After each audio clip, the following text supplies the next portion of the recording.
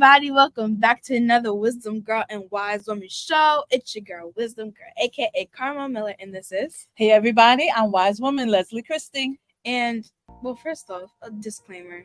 We are outside in 59 degrees. Yes, we are. Because, I don't know why, but, well, we just wanted to bring the show outside. Yeah. Little different vibe. We're together in the same place. It's so gray out here. Yeah. We normally have natural sunlight, but this time it's God said we need some rain. My plants need to grow.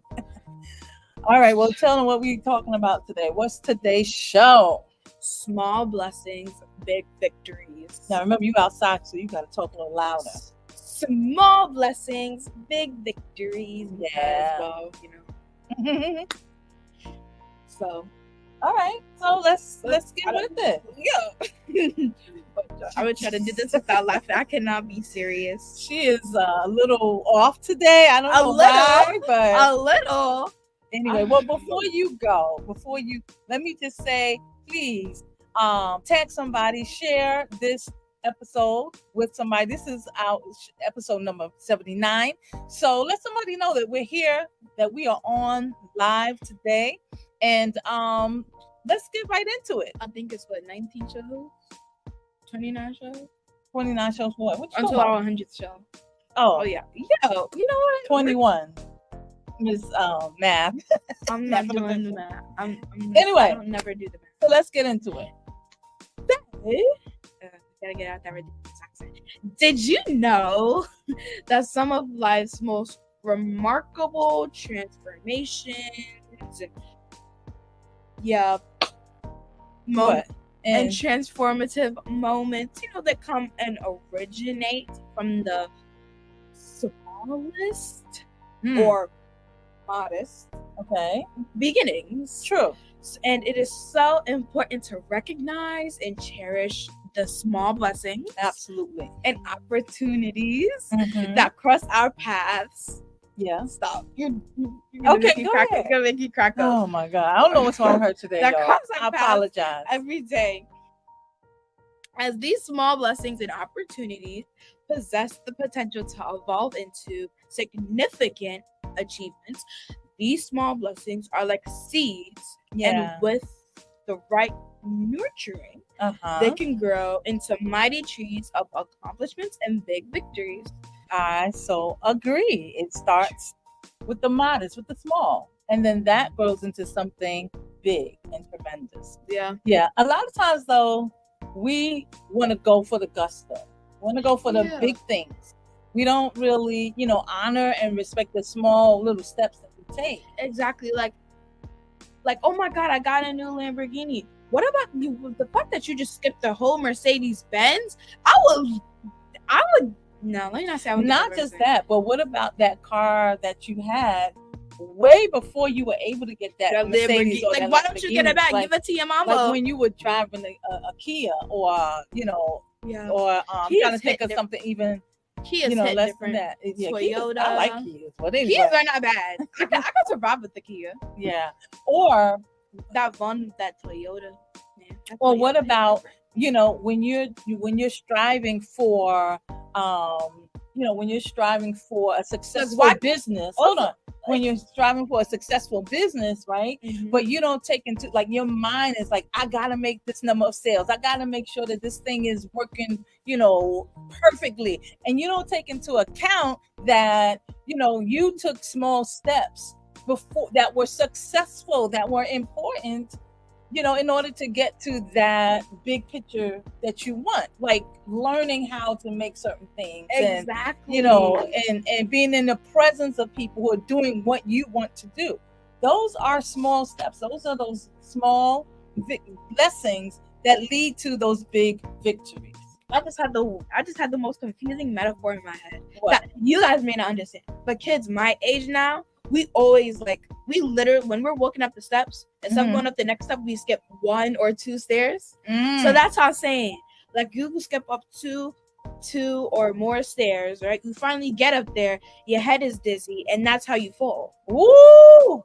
Come on, Like, girl. I know just that's saying. right. Also, back to the cars. Why are you over here trying to get a whole Lamborghini? What about the Bentley? What about the Lincoln? What about that Cadillac? Well, like, just say it. Bentley, that's my car. But anyway. Yeah, Bentleys aren't popular anymore, unfortunately. Whose idea was that? But anyway, let's give a shout out to those who are viewing with us. Thank you so much for being with us this afternoon. Those of you on Facebook and those on YouTube, thank you so much for being a part of the family. We call you all Wisdom Warriors, and we want you to live in wisdom just like we try to. The wisdom of God, so that you can but make the effort. But so that you can have a better life, a more prosperous life, the life that God has promised for you. So we want to give a shout out to those in the chat. And like always, I'm number one wisdom warrior. Come on, what's her name? Tanisha. Okay, they can't hear you because we outside, remember? Oh, yeah. Tanisha Head. Yes. Thank you so much for always holding us down, always being with us in the wisdom room. All right, so we want to just bring some points and some discussion surrounding this topic. Small blessings, big victories. So you take first one. All right. So what we want to encourage you to do is to be more concerned with being a blessing rather than receiving a big blessing. Be more concerned with being a blessing, your life. Even if you're being a small blessing. Well, okay, hold up. What we might interpret as a small blessing. Because I'm going to tell a story. I was a young mother, a young single mother. I'm always telling this story because it changed my life so profound. I know, right? I would like to thank my mother for being born. No, that's not the story. Oh, no, I'm just saying. Can I tell a story? Yeah, you go ahead. Okay, thank you. I'm just saying. And how you gonna thank your mother for being born when I was the one who did all the work for her to be born? Technically. Come on, mothers. Technically, y'all know. She couldn't. Technically, she is where she is right now because you didn't even let her watch half an episode. Well, 10 minutes of TV. What am I supposed to watch in 10 minutes? Oh gosh, that is not the story. And that's not today's show. Tell your story, please. Anyway, we're talking about small blessings, big victories. So I was a young single mother at this time, and I was always the kind of person. I'm not asking people for anything. I try to take what I have and live the very best with it. Now that's good, but then there's a flip side. There's a problem because sometimes you really are in need and you got to swallow your pride, right? You got to swallow your pride and be able to go to somebody and say, I need something. So here I am in church, right? I'm in church and someone very special to me just handed me a $20 bill. It was folded up and she put it in my hand. Okay. This is I don't want to say her name, but I'm gonna say it anyway. She's passed on, but this is Jennifer Canards. If you know, any of you know, her business is Manna from Jen's Kitchen. Yeah. Okay, just give a shout out.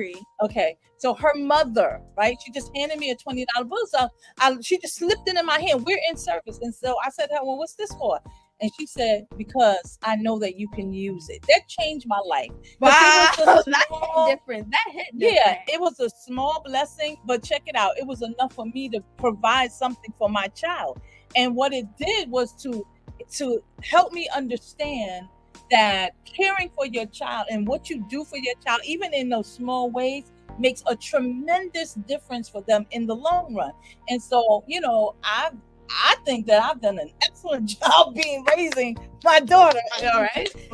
With what she shout out to Ken Miller and Intellectual Preparatory Charter School. But anyway, all that to say that we need to look for those opportunities where we can be blessings to someone rather than trying to receive those big blessings, and understand that this type of concern, it will lead you to big blessings or big victories, I should say, in your life. It really will.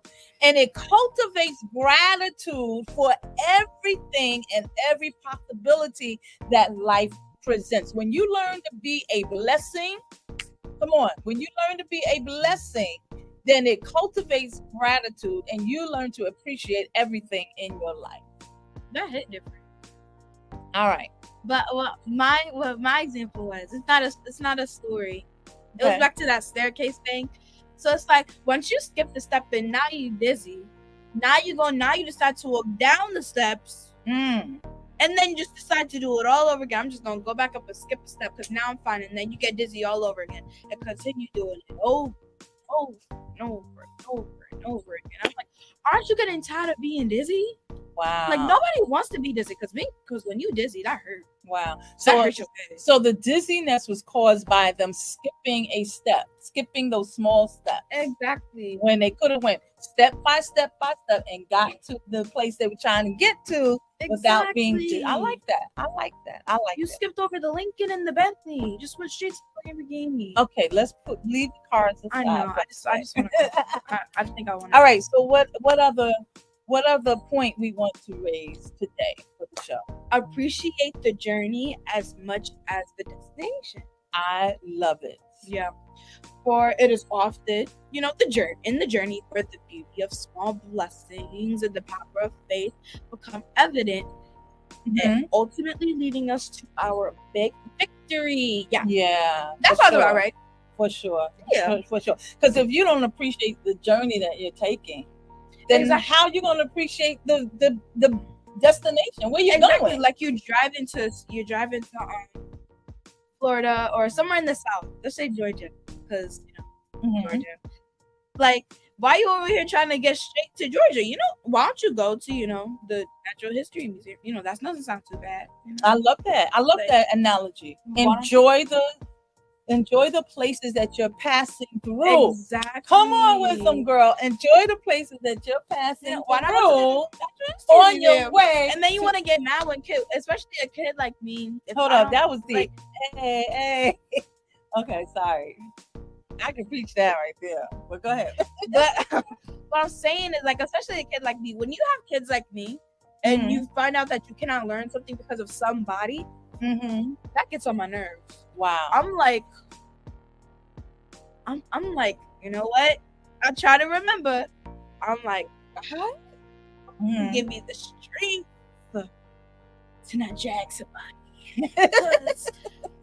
Please. So like, it's like, I want to go to the Natural History Museum, and now you have because they cry and they scream. I want McDonald's. They cry and they scream, especially if that McDonald's is like the biggest one. Like the biggest McDonald's is either in California, somewhere in the South, California or Texas, but California's not in the South anyway. But I'm just saying, like, maybe like these the things that just make history for what it is. And I'm saying, like, what I'm saying is that everybody's screaming, everybody's crying in the car. So now, if you just go straight to the Natural History Museum and then go to Georgia, and then continue on your way to Georgia, they're happy, you're happy, everybody's happy. I like it. Just saying. Yeah. It's just I like that. Yeah. Well, another thing is that small sparks of faith and inspiration, right? It can lead to divine miracles. Oh, I love it. It can lead to divine miracles. It can lead to groundbreaking inventions. It can lead to artistic masterpieces or innovative solutions that transform industries. We're talking about those small sparks of faith and inspiration. Like David and Goliath with the stone in his slingshot. This is what happens. Don't ever underestimate short people. I'm short. She's short. My mother is short. Okay, I'm short. I think I'm like, there's some moments where like, why am I so short? Like, it took me 5 years just to be able to reach the top of the cabinet.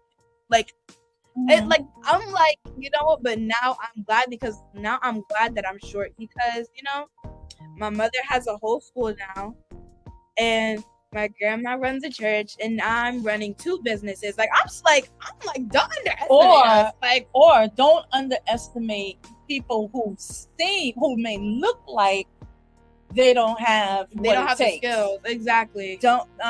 Because it's not about appearance. Come on, it's about what God places inside you. Exactly. Okay. originally, whatever has to do with the appearance has nothing to do with and so faith hit different. And so it was those sparks of faith, those small sparks of faith and inspiration that caused you to own businesses, caused your mother to open up a school and do fabulous things with it, caused me to own businesses and to open up a church, on and on and on. Listen, don't get so caught up in I got to do this major thing before I can get started. Don't get caught up in it. It's those small blessings, the blessing of getting started that leads to those huge, big victories. Exactly. And that's what happened with David. That's what happened with David. Defeating Goliath. Like, listen, I'm not looking for all this armor. No. What's crazy is David and Joseph have similar stories. Even though there's like mad Josephs in the Bible, like they have similar stories. Like they both went from those small children. Mm-hmm. Well, I'm thinking about the veggie children. No. Anyway, they went from small children who are too busy herding the sheep. Mm-hmm. That when it came to the time of faith, when faith was needed, they both ended up ruling. Mm-hmm. Well, I forgot what David. I think it was something. Israel. Yeah, Israel. He became king. Exactly. Yeah. And then they both became rulers. Yeah.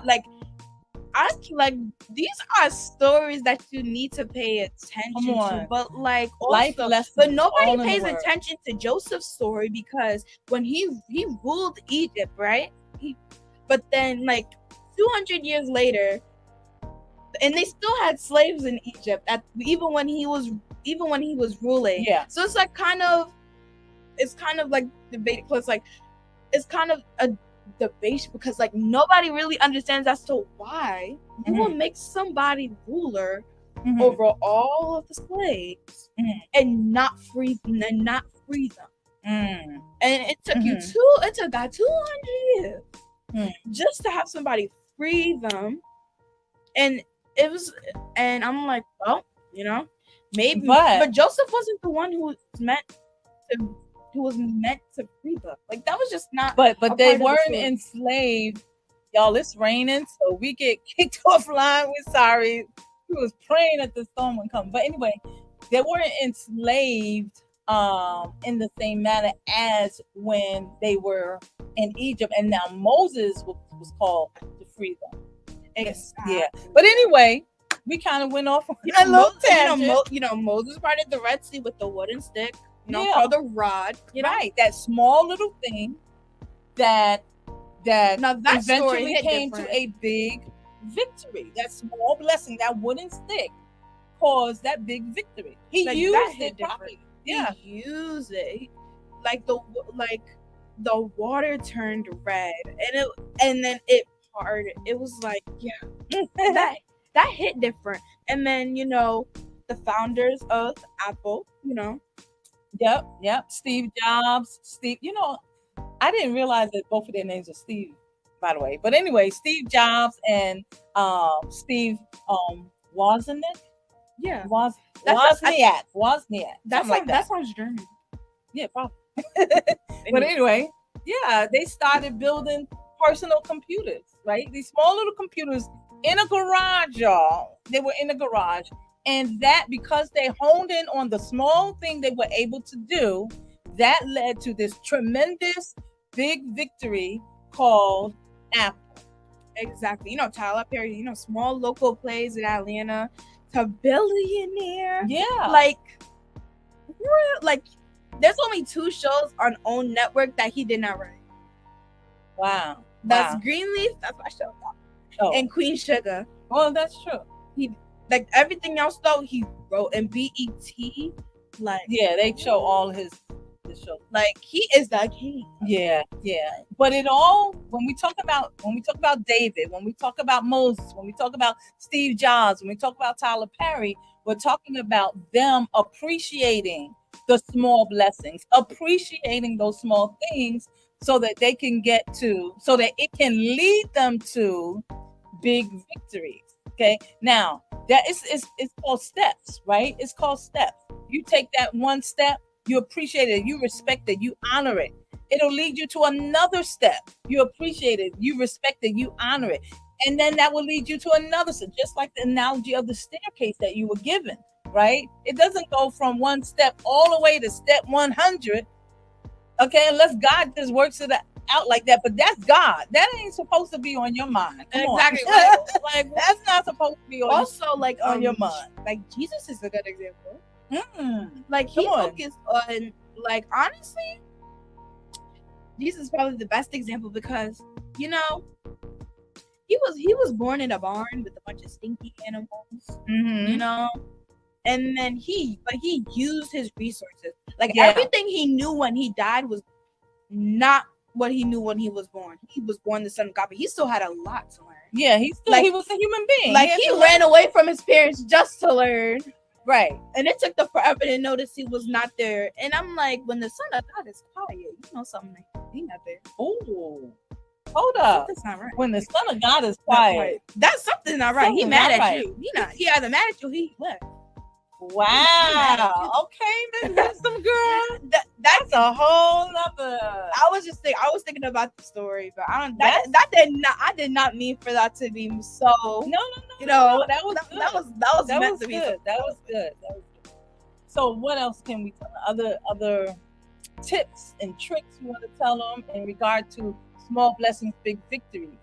Here's a question. Can God? Stop.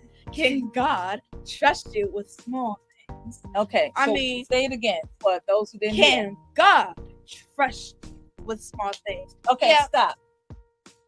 Can God trust you with small things? Think about that. Say what you was gonna say, then I'm gonna kind of. I was gonna say. I think hold on. I was gonna say something like, if God cannot trust you with something as small as, hold up, this is a good example. Hold up, this is a good example. I'm gonna see if I can. I'm gonna see if I could. If this is gonna make sense. I'm trying to make it make sense. That's fine. Okay.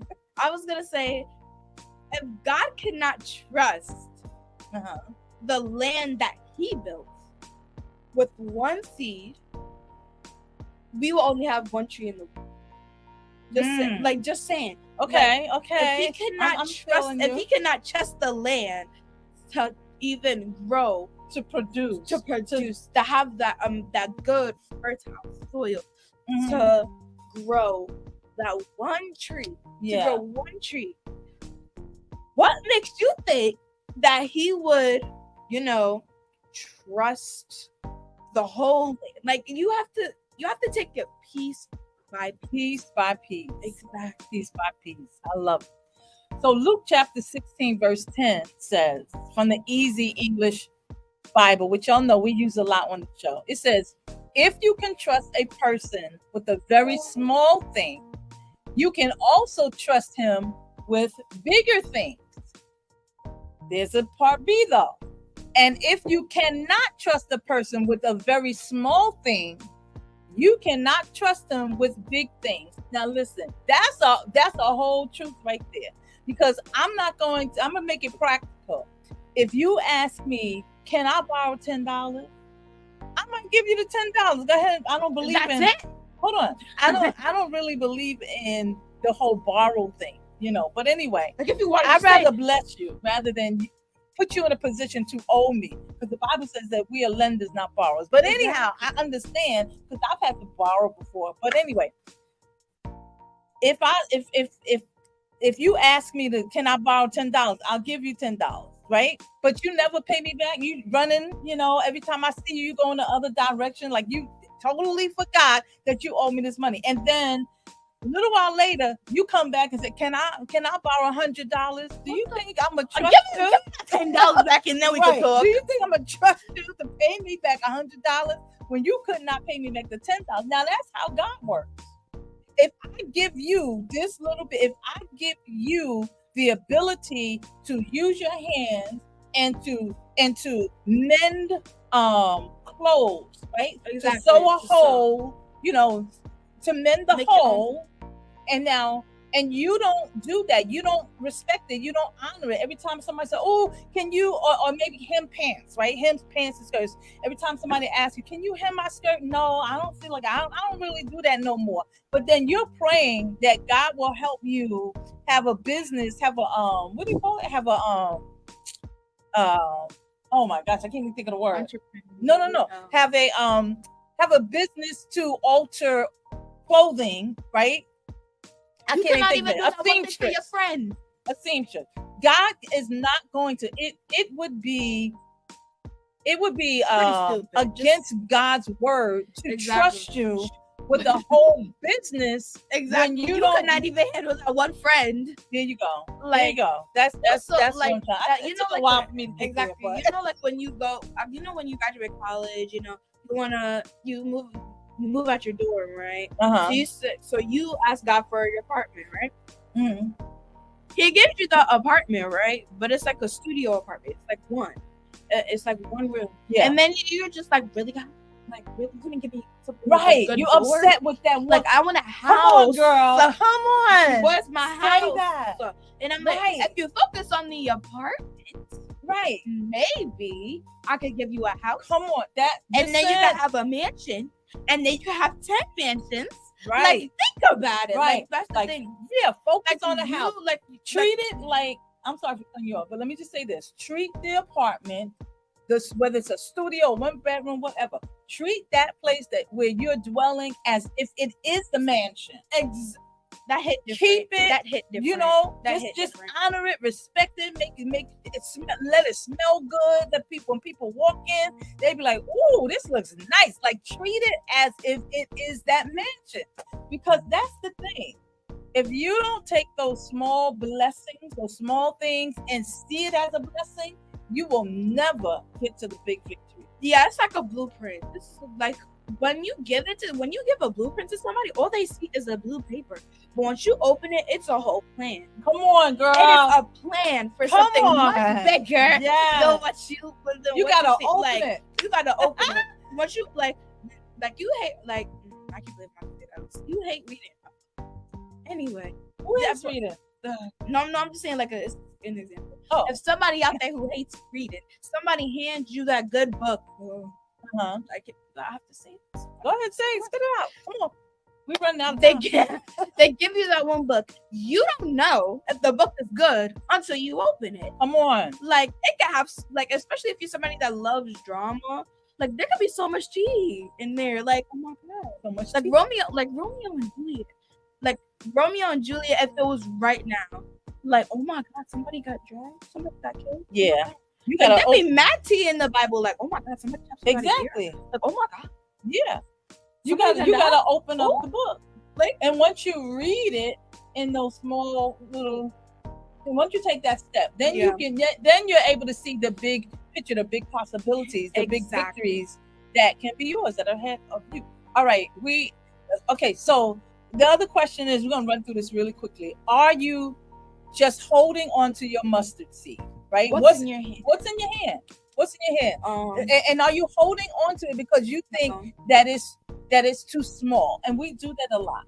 We hold on to things because we think it's small. No, I'm not that talented. No, nobody cares about that. No, nobody wants. No, we make excuses. We are holding on to the small things, the mustard seed, because we think it's too small. But Matthew chapter 13, verses 31 through 32, from the easy to read version, says, God's kingdom, come on, people of God, God's kingdom is like a mustard seed that man plants in his field. It is the smallest of all seeds. You can say with me, but when it grows, it is the largest, come on, of all garden plants.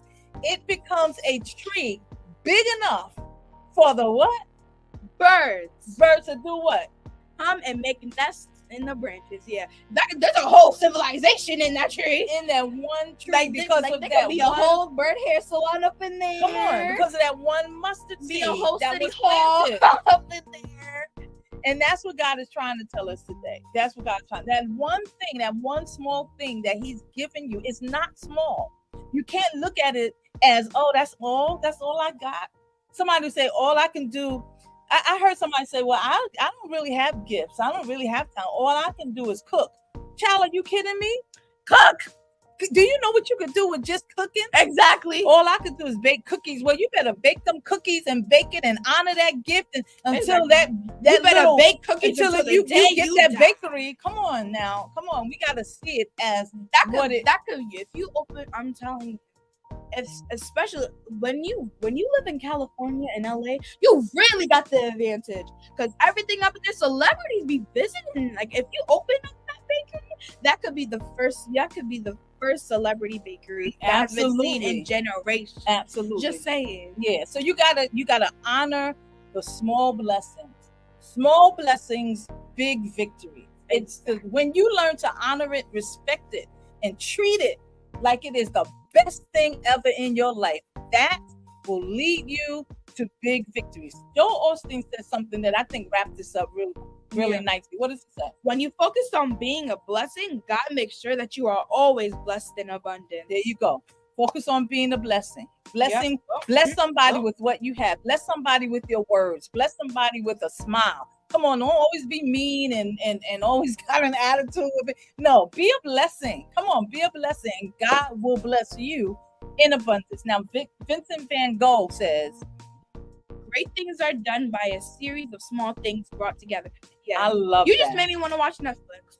I love it. I love it. I love it. So we just want to encourage you today. We just want you to know that God has a bigger plan for you, that God has something so great, big victories just for you. But you gotta see God in what you think is small, because what we think is small, God sees it as just God things. Everything is a God thing. Everything. I can see a whole thing on it. I can see you. Everything is a God thing. If He gave it to you, it's big, even though it might seem small to us.